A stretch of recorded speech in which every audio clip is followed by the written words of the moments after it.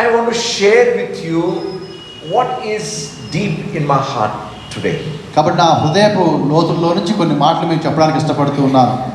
One thing that we all have a battle against is disappointment. కాబట్టి మనం అందరం కూడా ఏదో ఒక విషయంలో కొన్నిసార్లు నిరుత్సాహంతో పోరాడుతూ ఉంటాం. See, disappointment is a big weapon in the hands of the devil. మరి అపవాది చేతిలో ఈ విధంగా మనం నిరుత్సాహం ఉండడం అనేది ఒక పెద్ద ఆయుధంగా ఉంటూ ఉంది. We at times can see the grace and the work of God in one area, but then there will be another area where we are not able to see the grace. That's where we get disappointed. కాబట్టి కొన్నిసార్లు దేవుని కృప దేవుని కార్యము మన జీవితంలో కొన్ని విషయాలు మనం జరగడం చూస్తాం, కానీ కొన్ని విషయాలు జరగనప్పుడు అప్పుడు మనం నిరుత్సాహపడుతూ ఉంటాం. See, for example, Hannah. మరి ఒక ఉదాహరణ నేను మీకు చెప్తాను. హన్నా విషయంలో Hannah was loved by her husband. మరి ఆమె భర్త ఆమెను బాగా ప్రేమించాడు.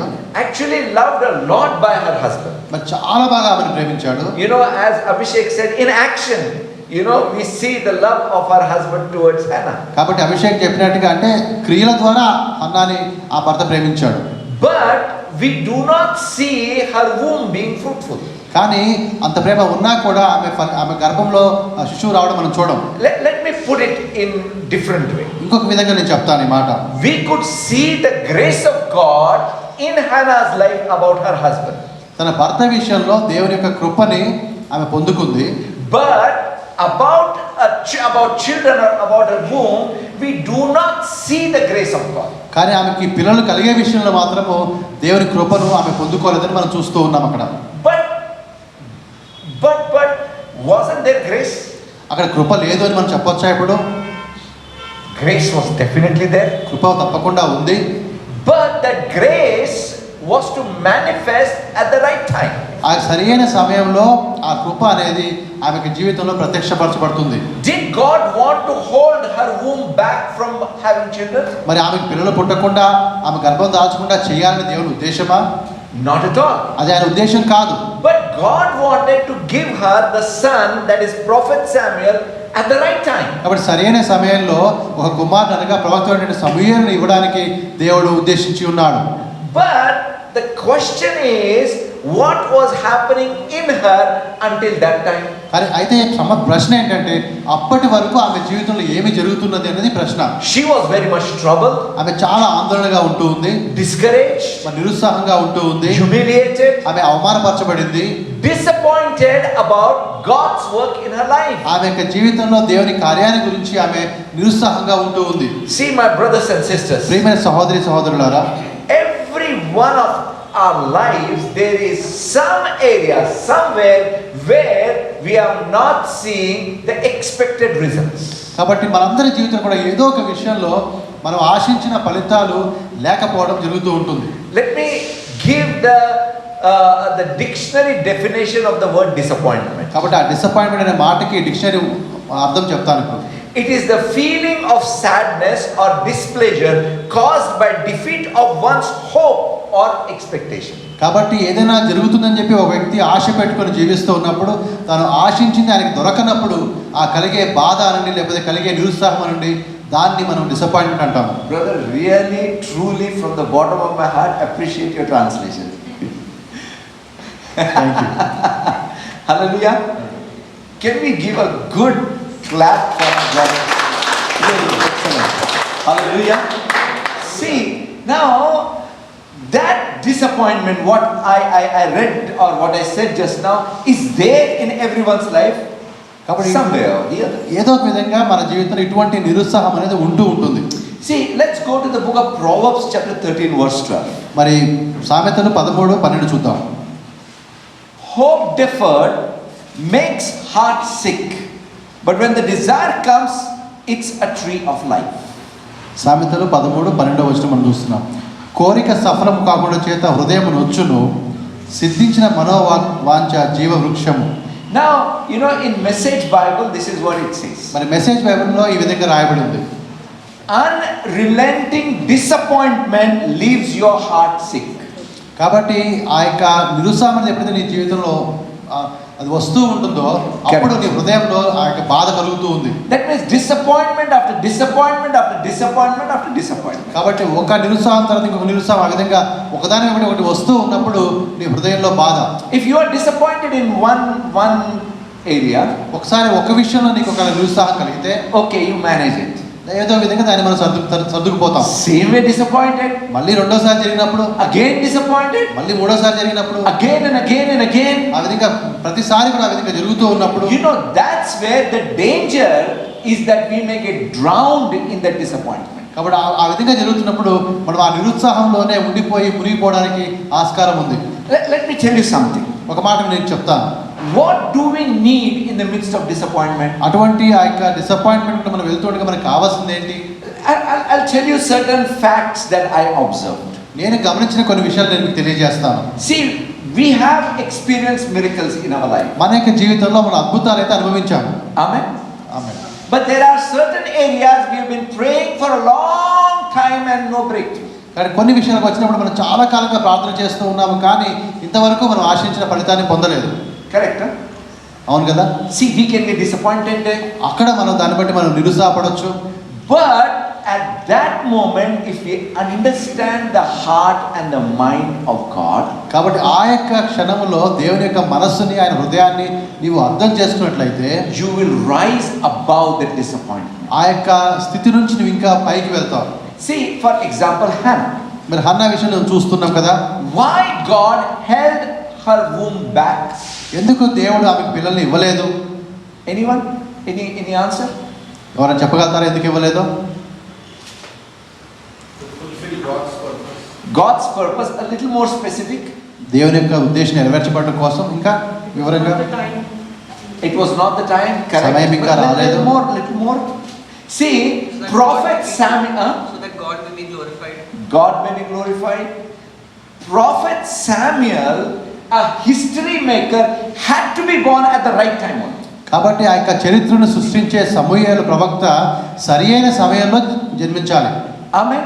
If he was born little early or little later, the socio-economic, political situation would be different. కాబట్టి ఆయన ఒకవేళ సమూయేలు గారు ఒకవేళ కొంచెం ముందుగానే తర్వాత కానీ జన్మించినట్లయితే అప్పటికి ఆ సమాజంలో ఉండే పరిస్థితులన్నీ కూడా మారి ఉండొచ్చు. Imagine if Hannah had understood that heart of God. మరి ఒకవేళ హానాకి ఈ విషయం అర్థమైనట్లయితే She would have never felt that heartsick. She would have never felt discouraged. She would have never felt bad. She would have never felt sad.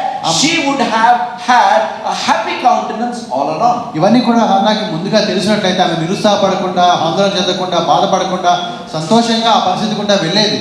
See, all men and women of God have gone through different kinds of disappointment. కాబట్టి దేవుని యొక్క ప్రజలందరూ కూడా, స్త్రీలు కావచ్చు పురుషులు కావచ్చు, అందరూ కూడా ఆ నిరుత్సాహం గుండా వెళ్ళిన వాళ్ళే. Imagine even Abraham, అబ్రహాము కూడా, someone who is called as the father of all who believe. కాబట్టి విశ్వాసులందరికీ తండ్రిగా ఉన్నటువంటి Abraham, Do you know how many disappointments were there in his life? ఆయనకి జీవితం కూడా ఎన్నిసార్లు ఆయన నిరుత్సాహపడాల్సి వచ్చింది. In the presence of God, he was disappointed. Do you know that? దేవునికి సన్నిధిలో ఉన్నప్పుడు కూడా ఆయన నిరుత్సాహంగా ఉన్నాడు. Let us go to 15th chapter. ఆదికాండ 15 చూద్దాం.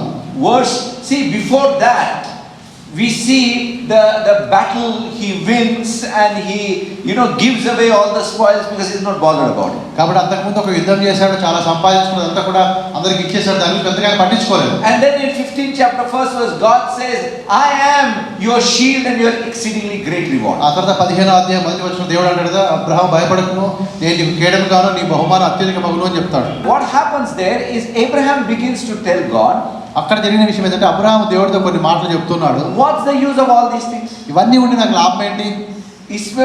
My servant will inherit all these things. నాకు నేను సంపాదించిన అంతా కూడా నా సేవకులకు వెళ్ళిపోతుంది కదా. Now don't you see a disappointment there? అక్కడ మరి అబ్రహాంలో ఒక నిరుత్సాహం మనం చూడలేదా? There is victory in his life. ఆయన జీవితంలో గెలుపు ఉంది. There is money, everything, all the wealth, everything is there. చాలా డబ్బు ఉన్నాయి, సంపద అన్నీ కూడా కావాల్సినంత కూడా ఉంది. But he also is fighting with disappointment. కానీ ఆయన కూడా తన జీవితంలో ఒక నిరుత్సాహంతో ఆయన పోరాడుతూ ఉన్నాడు. Now God brings him out of his tent. మరి దేవుడు ఆయన యొక్క ఆ టెంట్ నుంచి బయటకు తీసుకుని వచ్చాడు. I think Pastor Nina had given this message some time back. కొంతకాలం ముందు పాస్టర్ నీనా ఈ ప్రసంగం చేసింది. Powerful message. చాలా శక్తివంతమైనటువంటి ప్రసంగం. You can get disappointed when you stay in your tent. then God brings you out to show how great His creation is. కాబట్టి నువ్వు ఒక ఆ గుడారంలో కూర్చుని ఉన్నట్లయితే నువ్వు నిరుత్సాహపడుతుంటావు. కాబట్టి దేవుడు నిన్ను ఆ గుడారం బయటికి తీసుకుని వచ్చి నీకు ఆకాశాన్ని చూపెట్టి ఆయన ఎంత గొప్పవాడని చూపెడతాడు. Your own thinking, your own imagination can limit you in your life. కాబట్టి కొన్నిసార్లు నీ ఆలోచన, నీ ఊహ ఇదంతా కూడా నిన్ను ఒక సరిహద్దులో ఉంచేస్తుంది. Because your vision is limited by the room that you are in. కాబట్టి నువ్వు ఏదైతే గదిలో ఉన్నావో ఈ గుడారంలో అక్కడ అంతవరకు మాత్రమే నువ్వు చూడగలుగుతావు.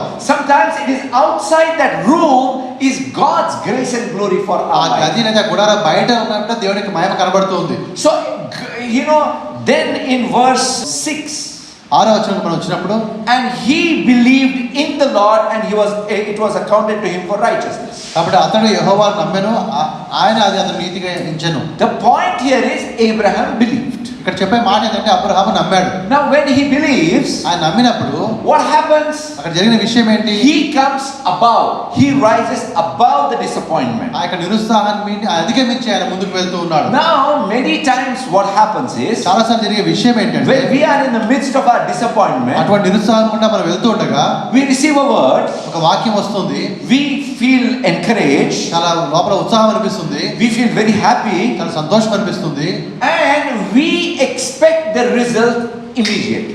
కాబట్టి తప్పకుండా ఆ వాక్యం వెంటనే నెరవేర్చబడాలని అనుకుంటాం మనం. Abhi ke abhi. ఇప్పుడే జరగాలి అది, But it doesn't happen. కానీ ఆ విధంగా జరగదు. And it did not happen even in the life of Abraham. Abraham జీవితంలో కూడా అది వెంటనే జరగలేదు. So, see, 10 years later, మరి 10 సంవత్సరాలు గడిచిన తర్వాత still Sarah's womb is barren. అప్పుడు కూడా ఇంకా సారా యొక్క గర్భము సరిగ్గా లేదు. You know, the scripture Pastor Nina mentioned from the book of Romans chapter 4. మరి రోమాపత్రిక 4వ అధ్యాయం నుంచి మరి సిస్టర్ 4:19. రోమాపత్రిక 4:19లో ఆ మాట చెప్పింది కదా pastor. Even if you go to the book of Hebrews chapter 11 verses 11 to 13. కాబట్టి మరి హెబ్రీ పత్రిక 11 వరకు చూసినా కూడా What Abraham did was, Abraham చేసిన పని ఏంటంటే when he was assured of the promise, ఆ యొక్క వాగ్దానం ఆయనకు వచ్చినప్పుడు he confessed it. దాన్ని ఆయన ఒప్పుకున్నాడు. Now confessed it means what? ఆయన ఒప్పుకోవడం అంటే ఏంటి? सबको जाके बोल दिया.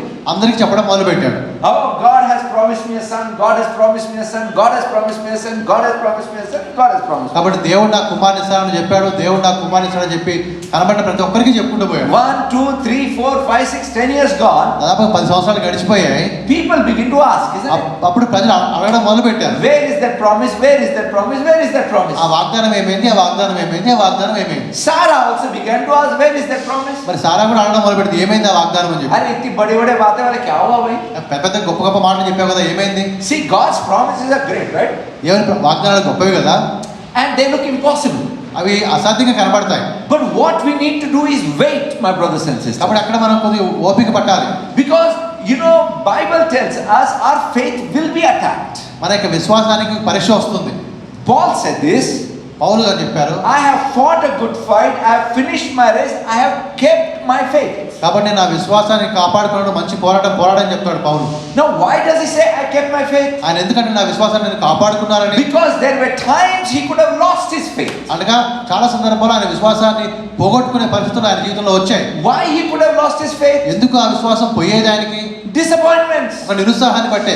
Imagine he went out for the work of God according to the will of God and suffered so many things. కాబట్టి దేవుని చిత్తానుసారంగా దేవుని సేవ చేయడం కోసం ఆయన ముందుకు వెళ్ళినప్పుడు అనేక శ్రమల గుండా ఆయన వెళ్ళాడు. Now my brothers and sisters, కాబట్టి ప్రియమైన సహోదరులారా, disappointment will try to hit you one or the other day in life. కానీ నీ జీవితంలో ఏదో ఒక సందర్భంలో ఆ నిరుత్సాహం అనేది నిన్ను తాకుతుంది. Now it hit Abraham and Sarah. ఇక్కడ మనం చూసినట్టు అబ్రహాము సారా కూడా ఆ నిరుత్సాహం అనేది వారికి తగిలినట్టుగా మనం చూస్తూ ఉన్నాం. Now because of that disappointment, because nothing happened for 10 years, దాదాపుగా 10 సంవత్సరాలు ఏమీ కాలేదు కాబట్టి ఆ నిరుత్సాహాన్ని బట్టి they land up making a big mistake in their life. వారి జీవితంలో వారు ఒక పెద్ద పొరపాటు చేయడం మనం ఇక్కడ చూస్తాం. Hagar comes in. అప్పుడు హగరు ఆ యొక్క వస్తుంది ఇక్కడ. Remember my brothers and sisters, ఈ మాట మీకు జ్ఞాపకం చేసిన ప్రియమైన సహోదరులారా, in the midst of your disappointments, if you do not understand God properly, you will land up making mistakes and taking wrong decisions. కాబట్టి నువ్వు నిరుత్సాహంలో ఉండగా నువ్వు దేవుని సరిగా అర్థం చేసుకోలేకపోతే నువ్వు ఒక పెద్ద పొరపాటు చేసి సమస్యలో పడడానికి అవకాశం ఉంది.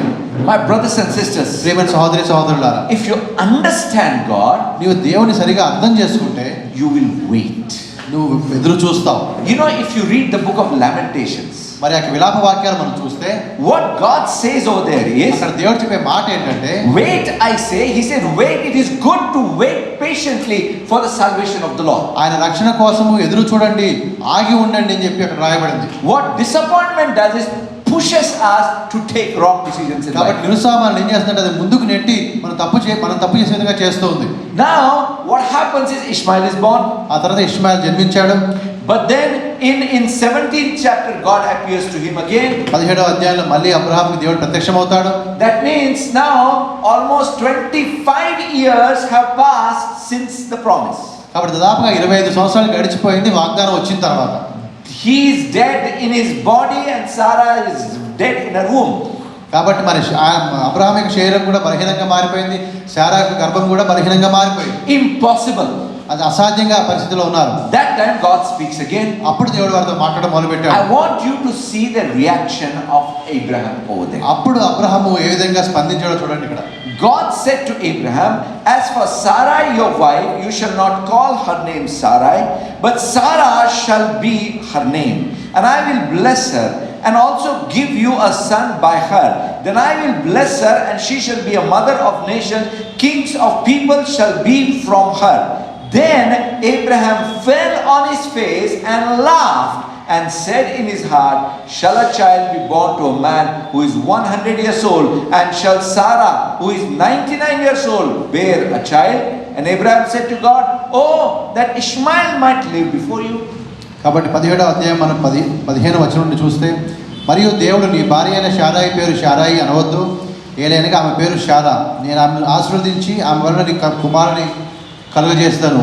నేను ఆమెను ఆశీర్వదించదును, ఆమె జనములకు తల్లి అయి ఉండును, జనముల రాజులు ఆమె వలన కలుగునని అబ్రహాముతో చెప్పెను. అప్పుడు అబ్రహాము సాగిలపడి నవ్వి, 100 ఏళ్ల వారికి సంతానము కలుగునా, 90 ఏళ్ల శారా కరుణ అని మనసులో అనుకున్నాను. అబ్రహాము ఇష్మాయిల్ని సన్నిధిని బ్రతుకును అనుగ్రహించమని దేవునితో చెప్పగా. Now what you see over here is, ఇక్కడ మనం గమనించే విషయం ఏంటంటే, God is present, దేవుడు అక్కడ ఉన్నాడు, God is speaking. దేవుడు మాట్లాడుతూ ఉన్నాడు. Abraham, who had believed his word, is now so much into disappointment here that he is not ready to accept it.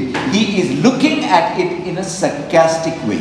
కాబట్టి దాదాపుగా 25 సంవత్సరాల క్రితం దేవుడు వాగ్దానం ఇచ్చినప్పుడు ఆ వాగ్దానం అబ్రహాము నమ్మాడు. కానీ ఈ కాలం గడిచిన తర్వాత ఇప్పుడు దేవుడు ఆ మాట నెరవేర్చడానికి వచ్చినప్పుడు దాన్ని నమ్మడానికి ఆయన సిద్ధంగా లేడు. దాదాపుగా నవ్వుతూ ఆయన మాట్లాడుతున్నాడు, హేళనగా మాట్లాడుతున్నాడు. That's what disappointment can do to your faith and hope if you do not understand God properly. కాబట్టి దేవుడు నువ్వు సరిగా అర్థం చేసుకోలేకపోతే నిరుత్సాహం వచ్చినప్పుడు ఆ నిరుత్సాహం అనేది ఈ విధంగా ఇటువంటి స్థితిలోకి నేను తీసుకుని వెళ్తూ ఉంది. But thank God for God's persistence. కానీ దేవుడు ఓపికగా కనిపెట్టి ఉన్నాడు. God continued to speak to him. దేవుడు ఆయనతో మాట్లాడుతున్నాడు. You know, when he says Ishmael shall live before you, that means God fulfill your purpose in Ishmael's life. కాబట్టి Ishmael అన్నప్పుడు అంటున్నాడు, దేవా నీ చిత్తం ఏదైతే ఉందో అదంతా కూడా ఇష్మాయిల్ ద్వారా నువ్వు నెరవేర్చు అన్నాడు. And verse 19, 19వ వచనం మనం వెళ్ళినప్పుడు, and you know, this is how I imagine. ఈ విధంగా నేను ఊహిస్తూ ఉన్నాను.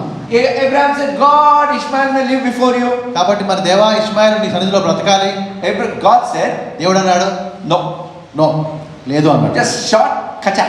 ఒకే ఒక మాట, No discussion about it. దాని గురించి ఇంకా మళ్ళీ ఏం మాట్లాడదు, ఒకటే ఒక మాట. I know what I'm going to do. నేను ఏమి చేయబోతున్నా నాకు తెలుసు. Your wife Sarah shall bear you a son. నీ భార్య అయిన శారాయి నీకు ఒక కుమారుని కంటుంది. Hallelujah. Hallelujah. I believe that is where Abraham decided that I will not consider my deadness or Sarah's deadness. It is God.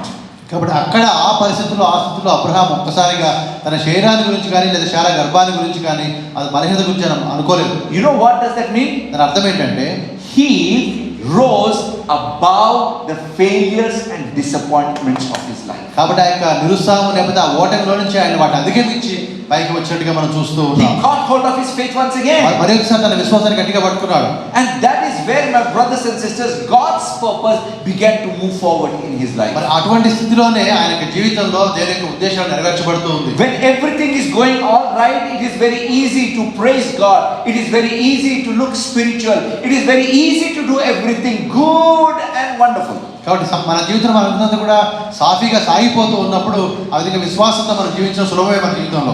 But my brothers and sisters, కానీ ప్రియమైన సహోదరి సహోదరులారా, when the things are not working out as we expect, మనం అనుకున్నది అనుకున్నట్టుగా జరగనప్పుడు, disappointments from every side, అన్ని వైపుల నుంచి ఆ యొక్క నిరుత్సాహం మనకు వచ్చినప్పుడు, that is where we need to understand God's character. అక్కడ మనము దేవుణ్ణి అర్థం చేసుకోవాలి. You know what is God's character? దేవుని యొక్క గుణం ఏంటో తెలుసా మీకు? Yeah, we can tell many things about చాలా His విషయాలు character. చెప్పొచ్చు మనం దేవుని But గురించి. in this context, I will tell you, God is faithful. కాబట్టి ఇక్కడ మనం చెప్పే విషయం ఏంటంటే దేవుడు నమ్మదగిన వాడు. Hallelujah. Hallelujah. But now, my brothers and sisters, when you know, how can I resist disappointment? కాబట్టి ఇటువంటి నిరుత్సాహం రాకుండా ఏ విధంగా నేను ఎదుర్కోవాలి? What I realized is, నేను గమనించిన విషయం ఏంటంటే we need to develop right character in our life. మన జీవితంలో కూడా మనం సరైనటువంటి యొక్క గుణాన్ని మనం అవలంబించుకోవాలి. How do we develop that right character? అటువంటి క్యారెక్టర్ మనకు ఎలా వస్తుంది? You know, if someone simply says, "Oh, I want to be a good man," ఒకరు వచ్చి నేను మంచివాడిగా ఉండాలని ఇష్టపడుతున్నాను ఒక చెప్తే it doesn't happen like that. ఆ విధంగా అవ్వదు కదా. "Oh, I want to have a right discipline in my life." సరైనటువంటి క్రమశిక్షణ నా జీవితంలో ఉండాలి Just అనుకుంటే because you are thinking, it doesn't happen. కేవలం నీవు ఆలోచిస్తున్నంత మాత్రం జరగదు. You know, there are some fearful scriptures in the Bible. మరి దేవుని యొక్క వాక్యం కొన్ని మాటలు అవి విన్నప్పుడు మనకు చాలా భయం కలుగుతుంది. Hard scriptures in the Bible. చాలా కఠినంగా అనిపిస్తాయి ఆ మాటలు మనకి. Like in 48th chapter of Isaiah verse 10, he says, "I have refined you in the furnace of affliction." కాబట్టి ఆ యొక్క శ్రమలు అనే కొలిమిలో నేను ఉంచానని చెప్పి దేవుడు చెప్తాడు. You know what does that mean? దాని అర్థం ఏంటి? मार के सीधा बना दिया. నువ్వు కొట్టి చక్కగా చేస్తానని అర్థం. Hallelujah. Hallelujah. See now God says that, correct? కాబట్టి దేవుడే చెప్తున్నాడు ఆ మాట. God talks about chastening. కాబట్టి దేవుడు అటువంటి క్రమశిక్షణ గురించి మాట్లాడుతున్నాడు. See in Romans chapter 5 verses 1 to 5. మరి రోమాపత్రిక 5 వచనం మనం చూస్తే Bible talks about how we glory in God's faithfulness and all that thing. మరి దేవుని ఏ విధంగా దేవునికి నమ్మకత్వంలో మనము దేవుని మహిమపరుస్తామో ఉంది అక్కడ. But verse 3 onwards, మరి 3వ వచనంలోకి మనం వెళ్ళినప్పుడు he says, "And not only that, but we also glory in tribulations, knowing that tribulation produces perseverance, perseverance character hope. This hope," he says, "does not disappoint us, for the love of God is shed abroad in our heart through the Holy Spirit." ఇక్కడ రాయబడిన మాట ఏంటంటే మనము శ్రమలేందుకు కూడా అతిశయపడుతున్నాము. కారణం ఏంటంటే ఆ శ్రమ ఓర్పు పరీక్ష నిరీక్షణ కలుగజేస్తుంది. ఈ నిరీక్షణ మనల్ని సిగ్గుపరచదు. My brothers and sisters, ప్రియమైన సోదరులారా, see the character which has come through the perseverance in the midst of the trials and tribulation is what produces hope that will not fail. కాబట్టి ఆ యొక్క శ్రమ ద్వారా వచ్చినటువంటి ఏదైతే ఓర్పు ఉందో ఆ ఓర్పు వల్ల కలిగిన నిరీక్షణ జరుగుతుందో అది మనం ఇప్పుడు కూడా సిగ్గుపరచదు. What that means is, దాని అర్థం ఏంటంటే when you put your focus right, even in the midst of your tribulations, కాబట్టి ఆ శ్రమల గుండా నువ్వు వెళ్తూ ఉన్నా కూడా నీకు దృష్టి సరైన వాటి మీద ఉన్నప్పుడు that is where your perseverance and character is built. అక్కడ నీ యొక్క ఓర్పు అనేది లేకపోతే నీ యొక్క గుణం అనేది బయటపడుతూ ఉంది. You know, Paul manifests that character in his life. పౌలు తన జీవితంలో ఆ గుణాన్ని చూపెట్టాడు. And he speaks about that character in the book of 2 Corinthians 4th chapter. మరి 2వ కొరింథీ పత్రిక 4వ అధ్యాయంలో ఆ మాట మనం చూస్తాం. I want to, you know, what I'm talking to you today is something which is very, very close to my heart. మరి నా హృదయానికి చాలా దగ్గరగా ఉన్నటువంటి మాట నేను మీతో మాట్లాడుతూ ఉన్నాను. These are certain things which has strengthened me in my life. నా యొక్క జీవితంలో ఈ మాటలు కొన్ని నన్ను బలపరిచాయి And kept me going forward. నేను ముందుకు వెళ్ళడానికి అవి నాకు సహాయం చేశాయి. I will tell you one thing, my brothers and ఒక sisters. మాట నేను మీకు చెప్తున్నాను ప్రియమైన సోదరులారా. See, I am a happy man. నేను ఎప్పుడు సంతోషంగా ఉంటాను. I rejoice in the Lord. నేను దేవునిలో ఆనందిస్తాను. Not that I do not have problems and difficulties. నాకు శ్రమలు లేదా కష్టాలు లేవని కాదు. Not that I did not have disappointments in my life. అటువంటి నిరుత్సాహం నాలో లేదని కాదు.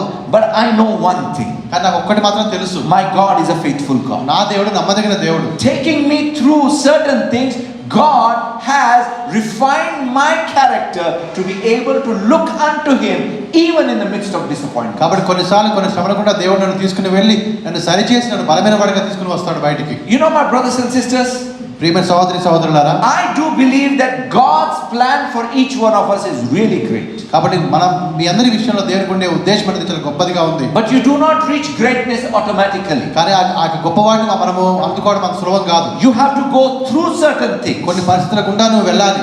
And when you are going through certain things, ఆ కొన్ని పరిస్థితులు కూడా నువ్వు వెళ్తూ ఉండగా that is where you begin to understand how faithful God is. అక్కడ నీకు దేవుడు ఎంత నమ్మదగిన వాడో నువ్వు తెలుసుకుంటావు. You know, for example, Srinu gave this testimony. మరి మా శ్రీను ఒక సాక్ష్యం ఇచ్చాడు కదా మనకు. He caught the point, you know, when I had taught that before your foot strikes the ground, the angels will pick you up. కాబట్టి ఆయనకు ఒక మాట నేను చెప్పిన మాట జ్ఞాపకం ఉంది. అనగా నీ పాదము రాయికి తగలక ముందే దేవుడి దూతలు వచ్చి ఎత్తుకుంటారు నిన్ను అని. But before the angel picks you up, do not panic.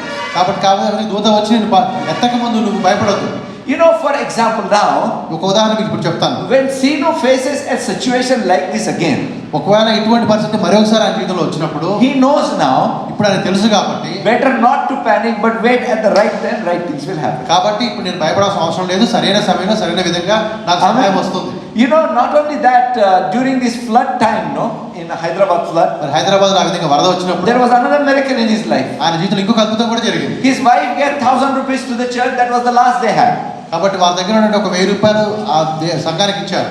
Next day, government gave 10,000 rupees. మరి రెండవ రోజున గవర్నమెంట్ వారు 10,000 ఇచ్చారు. See, now he has that experience that before your foot strikes the ground, the Lord will lift you up.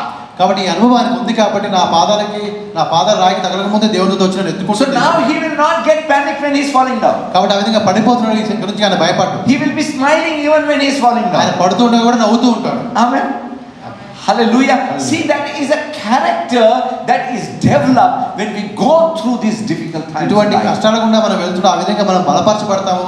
మన యొక్క ఆలోచన మన గుణం మారుతూ ఉంది. We must remember certain provisions God has made. మరి దేవుడు కొన్ని ఏర్పాటు మన విషయంలో చేశాడు. Then you will not panic. అప్పుడు నువ్వు భయపడవు. 2 Corinthians 4 chapter 7th verse.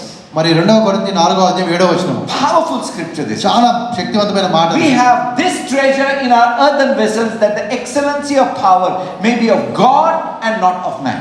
కాబట్టి ఆయనను ఆ బలాధిక్యము మా మూలమైనది కాక దేవుడిది ఉండినట్లు మంటి ఘటముల్లో ఈ ఐశ్వర్యం మాకు కలదు. See, in your earthen vessel there is a treasure. మన యొక్క మంటి ఘటాల్లో ఒక ఐశ్వర్యం ఉంది. That treasure is of God. అది దేవుని యొక్క ఆస్తిగా ఉంది. And that is your spirit. అది నీ యొక్క ఆత్మ. Now what happens because of that? దాన్ని బట్టి జరిగేది ఏంటంటే We are hard pressed from every side but not crushed. కాబట్టి ఎటు పోయినా శ్రమ పడుతున్నాము కానీ మనం ఇరికింపబడడం లేదు. We are perplexed but not in despair. కాబట్టి మనం అపాయంలో ఉన్నాను, మనం ఉపాయం లేని వారము కాము. Persecuted but not forsaken. మనము తరవబడుచున్నాను, దిక్కులేని వారము కాదు. Struck down but not destroyed. మరి పడిపోయినను మనము లేవగలిగిన వారముగా ఉన్నాము. See, my brothers and sisters, కాబట్టి ఇక్కడ చెప్పే మాట ఏంటంటే what this scripture tells us is, ఇక్కడ వాక్యం చెప్పే మాట ఏంటంటే even when you are going through your furnace of fire or your afflictions, you will not be destroyed. కాబట్టి ఆ యొక్క అగ్నిగుండా లేకపోతే శ్రమల గుండా నువ్వు వెళ్ళినా కూడా నీవు నశించిపోవు అన్నమాట. There is a treasure God has kept in your heart which will sustain you, which will keep you safe and sound. నీ యొక్క హృదయంలో దేవుడు తన ఐశ్వర్యాన్ని ఉంచి ఉన్నాడు. ఆ ఐశ్వర్యమే నిన్ను కాపాడుతుంది. Hallelujah. Hallelujah. Therefore, my brothers and sisters, కాబట్టి ప్రియమైన సహోదరి సహోదరులారా, we must rejoice even in the midst of tribulation. కాబట్టి అటువంటి శ్రమల గుండా వెళ్ళినా కూడా మనం సంతోషించాలి. But then when we are going through, దాని గుండా వెళుతూ ఉండగా this is what happens. ఈ విధంగా ఇది జరుగుతుంది. Verse 10, if you see, 10వ వచనం మనం చూస్తే, always carrying about in the body the dying of our Lord Jesus, that the life of Jesus also may be manifested in our bodies. యేసు యొక్క జీవం మా శరీరం ముందు ప్రత్యక్షపరచబడటకై యేసు యొక్క మరణానుభవమును మా శరీరంలో ఎల్లప్పుడూ వహించుకొని పోవచ్చున్నాము. You know what that means is, దాని అర్థం ఏంటంటే one side death is manifesting, ఒకవైపు మరణము ప్రత్యక్షపరచబడుతుంది, but the other side life is manifesting. ఇంకొక వైపు జీవము ప్రత్యక్షపరచబడుతుంది. Let me ask you a question. ఒక ప్రశ్న వేస్తూ ఉన్నాను. What is more powerful, life or death? ఏది శక్తివంతమైనది, మరణమా జీవమా? Life. జీవమే కదా. Do you know why? ఎందుకో తెలుసా? Because the death is defeated. ఎందుకంటే మరణము ఓడించబడింది కాబట్టి. See, मौत को ही मार दिया. మరణాన్నే చంపేశాం. చంపేశాం. Hallelujah. Because Bible says even in the death we have the victory because of Jesus కాబట్టి Christ. యేసు ప్రభువుని బట్టి ఆ మరణంలో కూడా మనకి విజయం ఉంది. He says immortality has swallowed the mortality. మరణమైనది తినివేసి. Hallelujah. See, in other words, దానికి అర్థం ఏంటంటే in Christ Jesus, మరి యేసు ప్రభునందు destruction is destroyed. ఏదైతే మనం నశింపజేస్తుందో అది పూర్తిగా తీసివేయబడింది. That means when there is a destruction going on in your life, మరి మన చుట్టూ కూడా అటువంటి యొక్క నశించిపోయే పరిస్థితులు కనబడుతూ ఉన్నప్పుడు Bible tells దేవుని వాక్యం ఏం చెప్తుందంటే construction is also going. మరి దేవుడు దాన్ని కడుతూ ఉన్నాడని చూస్తూ ఉన్నాం. What is being constructed is far greater than what is being destroyed in మరి life. ఏదైతే పడగొట్టబడుతుందో దానికన్నా ఏదైతే కట్టబడుతుందో అది గొప్పదిగా ఉంటూ ఉంది. You know verse 16 if we go, 16వ వచనం మనం చూసినట్లయితే he says, therefore do not lose heart, even though our outward man is perishing, yet the inward man is being renewed day by day. కావున మేము అధైర్యపడము, మా బాహ్య పురుషుడు కృషించున్నాను, అంతర్య పురుషుడు దినదినము నూతనపరచబడుచున్నాడు. You know my brothers and sisters, ప్రియమైన సహోదరి సహోదరులారా, your character inside is being built day by day because of the things that you are facing. కాబట్టి నీవు ఏదైతే పరిస్థితులను నువ్వు ఎదుర్కొంటున్నావు ప్రతిరోజు కూడా వాటిని బట్టి నీలో ఉండే అంతరంగ పురుషుడు బలపరచబడుతూ Do you ఉన్నాడు. know what you have to do during that time? ఆ సమయంలో నువ్వు ఏం చేయాలో నీకు తెలుసా? Keep your focus upon Jesus. నువ్వు యేసు వైపు నువ్వు చూడాలి. Do you know what is temptation? శోధన అంటే ఏంటి తెలుసా మీకు? I've told this many times. చాలాసార్లు చెప్పాను ఈ మాట నేను. Let me tell you once again. మళ్ళీ చెప్తాను. James chapter 1 verse 14. మరి యాకోబు పత్రిక 1వ అధ్యాయం 14వ వచనం. Everyone is tempted when he is drawn away by his own desires and enticed. కాబట్టి తన యొక్క ఆయనలో ఉండే కోరికలే అవన్నీ కూడా ఆయన్ని శోధనకు తీసుకుని వెళ్తూ ఉన్నాయి. తన స్వకీయమైన దురాశ చేత విడువబడి అది ప్రతి వాడిలో తన స్వకీయమైన దురాశ చేత ఈడవబడి ఆమేన్. మరలు కొల్పబడిన వాడే శోధింపబడదు. Do you know what is the key word there? అక్కడ ప్రాముఖ్యమైన మాట ఏంటో తెలుసా మీకు? Drawn away. ఈడవబడి అనే మాట. Do you know what gets drawn away basically? ఏది అక్కడ ఈడవబడుతుందో తెలుసా మీకు? Focus. మీ యొక్క దృష్టి. As long as Peter was focusing upon Jesus, he was walking on the water. కాబట్టి తన దృష్టిని యేసు మీద ఉంచినంత వరకు కూడా మరి పేతురు నడుస్తూ ఉన్నాడు నీటి మీద. Devil was somehow able to distract him or draw his focus away. మరి ఎప్పుడైతే మరి సాతానుడు యొక్క దృష్టిని మరల్చాడో What happened? అప్పుడు జరిగిన విషయం ఏంటి? The water on which he was walking, he began to sink there only. మరి ఏ నీటి మీద ఆయన నడిచాడో అదే నీటిలో మునిగిపోవడం ప్రారంభించాడు. See my brothers and sisters, కాబట్టి ప్రియమైన సహోదరి సహోదరులారా, when you put your focus upon మరి Jesus, యేసు వైపు మనం చూస్తూ ఉన్నప్పుడు you will not lose your heart. నీ యొక్క నువ్వు అధైర్యపడవు. You know what is happening? ఇక్కడ జరిగే విషయం ఏంటంటే What is seen is being destroyed, but what is not seen is being built up. ఏది కనబడుతుందో అది నాశనం చేయబడుతుంది, ఏది కనబడదో అది కట్టబడుతూ ఉంది. See verse 17. 17వ వచనం మనం చూస్తూ For ఉన్నాం. our light affliction, which is but for a while, is producing in us, is working in us a far exceeding and eternal weight of glory. 2వ కొరింథీ పత్రిక 4వ అధ్యాయం 17. 17వ వచనం మనం చూస్తూ ఉన్నాం. మేము దృశ్యమైన వాటిని చూడక అదృశ్యమైన వాటిని నిదానం చూస్తున్నాము కనుక క్షణమాత్రముండు మా చులకని శ్రమ మా కొరకు అంతకంతకు ఎక్కువగా నిత్యమైన మహిమ భారమును కలుగజేయుచున్నది. ఏలైనగా దృశ్యమైనవి అనిత్యములు, అదృశ్యమైనవి నిత్యములు. See what is happening, my brothers and ఇక్కడ sisters. జరిగేది ఏంటో చూస్తున్నాం కదా. What is real, what is unseen is getting built up over here. ఏదైతే నిజమైనదిగా ఉంటుందో, ఏదైతే కనబడకుండా ఉంటుందో అది లోపల నుంచి కట్టబడుతూ ఉంది. See, devil has somehow distracted us and put our focus on things that are seen. కాబట్టి సాతాను ఏం చేస్తాడంటే మన యొక్క దృష్టిని ఆ కనబడని వాటి మీద తీసివేసి కనబడే వాటి మీద ఉంచాడు. You know, one man of God said one thing about another man of God. ఒకసారి ఒక దైవజనుడు ఇంకొక దైవజనుడి గురించి ఈ మాట చెప్పాడు. That another man of God was very short. ఆ యొక్క ఇంకొక దైవజనుడు కొద్దిగా పొట్టిగా ఉంటాడు. And you know what this man of God said? మరి ఈ దైవజనుడు ఏం చెప్పాడంటే, Though you are short in your height or your stature, మరి ఒకవేళ నీ యొక్క శరీరాన్ని బట్టి చూస్తే నువ్వు పొట్టిగా ఉండొచ్చు, you are a giant in the spirit. మరి ఆత్మలో అయితే నువ్వు చాలా బలవంతుడిగా ఉన్నావు. You see, my brothers and sisters, కాబట్టి ప్రియమైన సహోదరి సహోదరులారా, God looks at people differently than we look at them. కాబట్టి మనం చూసే విధంగా కాకుండా దేవుడు ప్రజలను వేరుగా చూస్తాడు. God looks at situations differently than we see. కాబట్టి అదే విధంగా పరిస్థితులను కూడా మనం చూసే విధంగా కాకుండా దేవుడు వేరేగా చూస్తాడు. God looks at destruction and construction differently than man sees. కాబట్టి ఆ కట్టబడ్డం కానీ లేదా పడగొట్టబడి ఇవన్నీ కూడా దేవుడు మానవుడిలా కాకుండా ఆయన వేరేగా చూస్తాడు. My brothers and sisters, ప్రియమైన సహోదరి సహోదరులారా, I am happy to announce that something good is being built up within each one of ఇక us. మనందరిలో కూడా దేవుడు ఒక మంచి కార్యాన్ని కడుతూ ఉన్నాడు. ఆ విషయం నేను మీకు చెప్తూ ఉన్నాను. Let me put it this way. ఈ విధంగా చెప్తాను. What is being broken is temporary, but what is being built is permanent. మరి ఏదైతే మరి పడగొట్టబడుతుందో అది టెంపరీగా ఉంటుంది. ఏదైతే కట్టబడుతుందో అది శాశ్వతంగా ఉంటుంది. Sometimes our strength, our own strength, our pride, our self-reliance, our ego, or our what do you say? Every negativity is being broken down. కాబట్టి కొన్నిసార్లు మన యొక్క శక్తి కావచ్చు, లేదా మన గర్వం కావచ్చు, లేదా మన బలం కావచ్చు, ఇవన్నీ కూడా పడగొట్టబడుతూ ఉన్నాయి. And do you know one thing? Cutting away is never a very easy process. కాబట్టి ఆ విధంగా వాటిని పడగొట్టడం అనేది, లేదా వాటిని తుంచివేయడం అనేది అది సులభం కాదు. I do not know if any one of you have seen corn extraction. మరి కాల్లో corn అంటే corn in the body that కాలు ఆనే అంటారు, తెలుగులో ఆనెలో అంటారు, ఆనే అంటారు. అది have you ever seen that being taken out? దాన్ని తీసివేయడం ఎప్పుడైనా మీరు చూసారా? It's a bloody and a painful process. Lots of blood and చాలా రక్తం పోతుంది అది చేసినప్పుడు. and if the proper anesthesia is not given, it is very, very painful. మరి ఒకవేళ అనస్థీషియా మత్తుమంది ఇవ్వకపోతే ఇంకా నొప్పి ఉంటుంది. But it has to be cut off. కానీ దాన్ని తీసేయక తప్పదు. See, my brothers and sisters, కాబట్టి ప్రియమైన సహోదరులారా, if there is a cancer growth, it has to be cut off. ఒకవేళ మన క్యాన్సర్ కణాలు పెరుగుతున్నప్పుడు దాన్ని తీసివేయాలి మనం. If there is unnecessary growth, it has to be cut off. మన చేత అనవసరమైన ఏదైనా ఉంటే దాన్ని కూడా మనం తీసివేయాలి. The cutting off can cause to bloodshed, it can cause pain, but it is good for us. ఆ విధంగా దాన్ని మనము ఆ విధంగా కట్ చేస్తుండగా మనకి రక్తం కావచ్చు, లేదా బాధ పెరగచ్చు. Let God do it. కానీ దేవుడిని చేయనిద్దాం.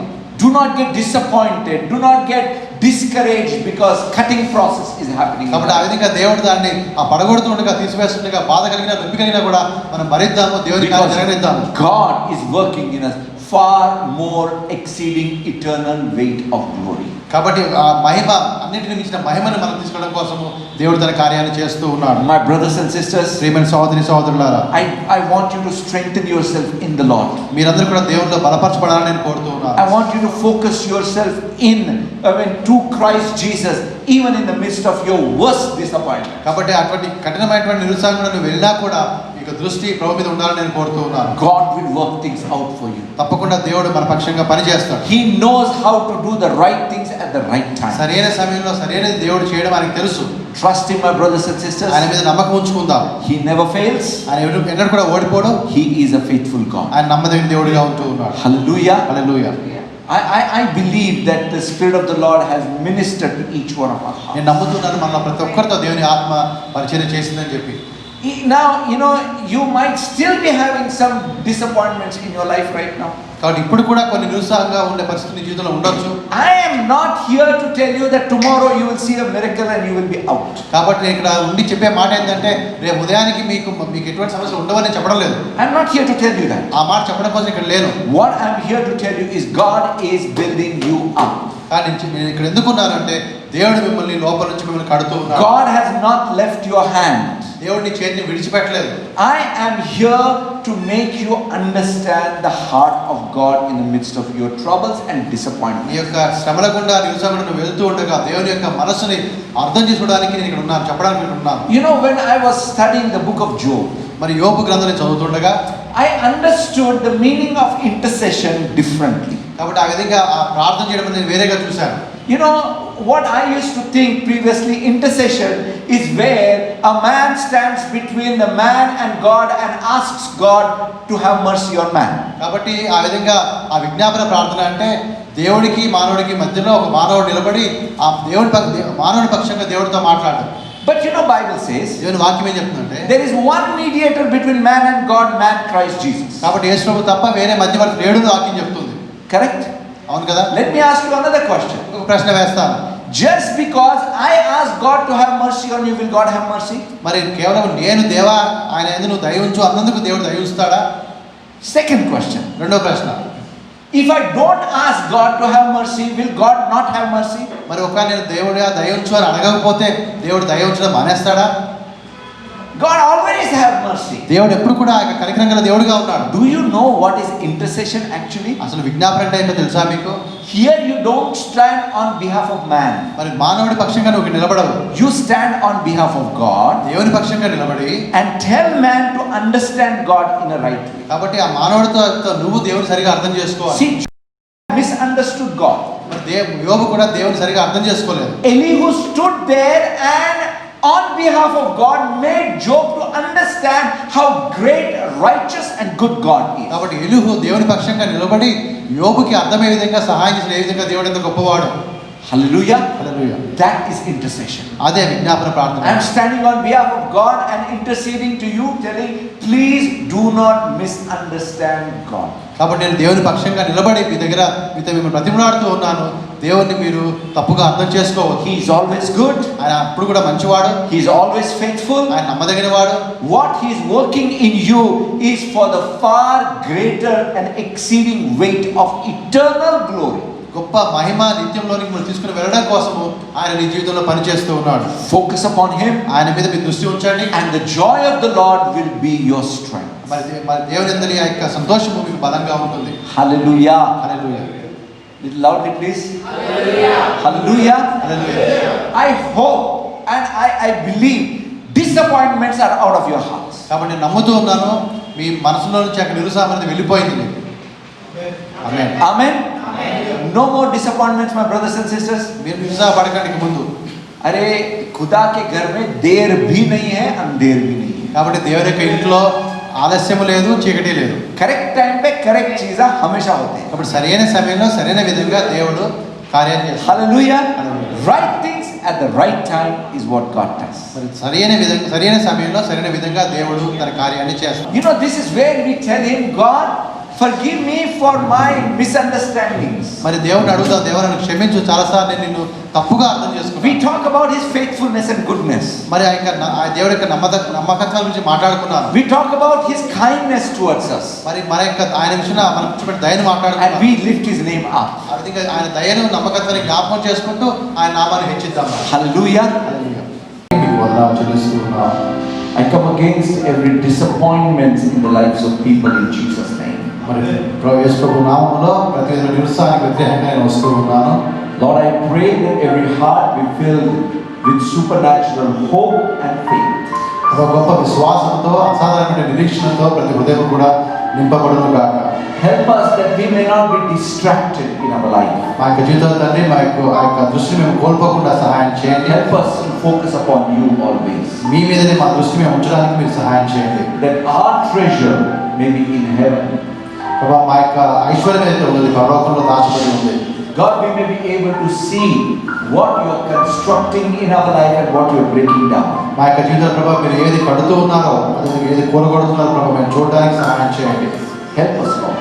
సహాయం చేయండి ప్రభా. Guide us and lead us. మమ్మల్ని నడిపించండి, ముందుకు తీసుకుని వెళ్ళండి. In Jesus' name we pray. యేసు నామములో ప్రార్థిస్తున్నాము తండ్రి. Amen. Hallelujah. ఆరాధన ముగించుకుందాం. మహోన్నతుడా గొప్ప దేవ, మరి ఒకసారి మా అందరి జీవితంలో ప్రభావ మంచి ఆరాధన సమయాన్ని ఇచ్చినందుకు మీకు చూపిస్తూ ఉన్నాం. ఈ విధంగా తండ్రి మరి ప్రతి వారం కూడా ప్రభావం మీ సన్నిధికి రావడానికి, మీ సన్నిధిలో ఉండి మీ నామాన్ని కనపరచడానికి, మీ మనస్సుని అర్థం చేసుకోవడానికి, అదేవిధంగా తండ్రి మీ యొక్క వాక్య వెలుగులో మా స్థితిని మా పరిస్థితిని పరీక్షించుకోవడానికి మీరు ఇచ్చిన ప్రతి విధమైన మంచి తరుణాలను ప్రభావం మీకు చూపిస్తూ ఉన్నాం. ఈరోజు కూడా తండ్రి మీరు మాతో మాట్లాడినారు, మీకు వదనాలు. అనేక సందర్భాల్లో ప్రభా మరి నిరాశకు నిస్పృహకు మేము గురి అవుతుండగా ప్రభా మమ్మల్ని బలపరిచే దేవుడిగా మా ముందు మీరు ప్రత్యక్షపరచబడి ఉన్నారు. మీ చిత్తము మీ ఉద్దేశము తగిన కాలమందు తగిన విధంగా నెరవేర్చబడుతుందని, అప్పటి వరకు దేవుడు మంచివాడు నమ్మదగిన వాడుగా ఉండి మమ్మల్ని నడిపించడం ప్రభా ఈ దాసు ద్వారా మీరు మాకు తెలియజేసినందుకు మీకు వదనాలు చెల్లిస్తూ ఉన్నాం. కాబట్టి తండ్రి రాబోయే కాలంలో ప్రభా ఒకవేళ మేము నిరాశకు నిస్పృహకు గురి అయ్యే సందర్భాలు మా జీవితంలో వస్తే తండ్రి మీ వాక్యాన్ని జ్ఞాపకం ఉంచుకొని మా దేవుడు నమ్మదగిన వాడిన సత్యాన్ని మరొకసారి మా మనసుకు తెచ్చుకొని ప్రభా ధైర్యంగా ప్రతి పరిస్థితిని ఎదుర్కోవడానికి మీరే సహాయాన్ని దయచేయండి. మరి ఒకసారి తండ్రి మరి విధంగా ఇచ్చిన అవకాశం బట్టి మీకు వదనాలు చెల్లిస్తూ ఉన్నాం ప్రభా. మరి అనేకులు ప్రభా ఈ సంఘానికి రావాలని, ఈ సహవాసంలో ఉండాలని, ఈ వాక్యాన్ని వినాలని ఇష్టపడుతూ ఉన్నాం. కాబట్టి తండ్రి సుచిత్ర ఈ చుట్టుపక్కల ప్రాంతాల్లో అనేకులు ఉంటూ ఉన్నారు. వారందరికీ కూడా తండ్రి మీకు వాక్యం అవసరం అవుతుంది ప్రభావ. కాబట్టి తండ్రి మీరే సహాయం దయచేయండి తండ్రి. ఇక్కడ ఆరాధన సమయం విషయం తండ్రి అనేకులు తెలియపరచబడడానికి వారు తండ్రి మరి ఆదివారం ప్రభావ మీ సన్నిధికి రావడానికి ఈ వాక్యం వినడానికి మీరే సహాయం దయచేయండి.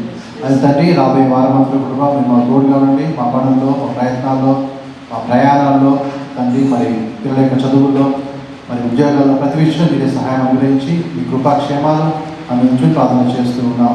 మీ నామాన్ని గణపరుస్తూ స్తుతి ఆరాధన మీకు సమర్పిస్తాం. మనందరికీ మీకు ఆస్థాలో ఉంచుతూ ఈ ప్రార్థన యేసునామములో అడుగుతున్నాము తండ్రి. ఆమేన్. Now may the grace of our Lord Jesus Christ, love of God our Father, fellowship and communion of the Holy Spirit be with us and be with all the saints all over the world, now and forever. Amen. Hallelujah. God bless you.